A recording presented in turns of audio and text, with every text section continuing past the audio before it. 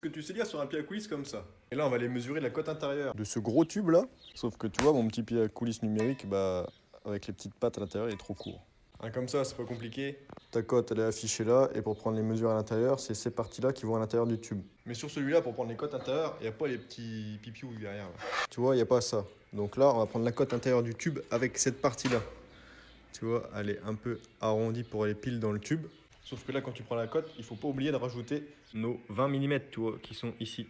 Parce que quand le pied à coulisse il est à 0 pile poil, notre 0, tu vois, c'est quand ces deux bords-là, ils se touchent. Donc là, on est déjà à 10 par là et 10 par là. Donc là, tu vois, je vais me positionner comme ça et comme ça. Je vais aller chercher un peu parce que le tube n'est pas parfaitement rond.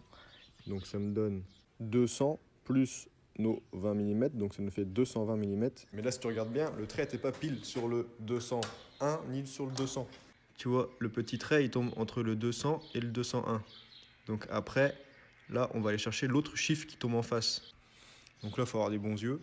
Donc là, le trait qui tombe le plus en face, c'est le 5, mais tu vois, il est un peu à droite du trait du 5. Et le 6, il est un peu à gauche du trait du 6. Donc ça va être... Donc là, on va dire on est à 20,5 dixièmes. Et après, tu cherches 2, 4, 6, 8 centièmes. Là, je pense qu'on est à 20,5 dixièmes et 8 centièmes. Tout voilà. Sans oublier de rajouter nos 20 mm. Donc ça nous fait 220,58 mm.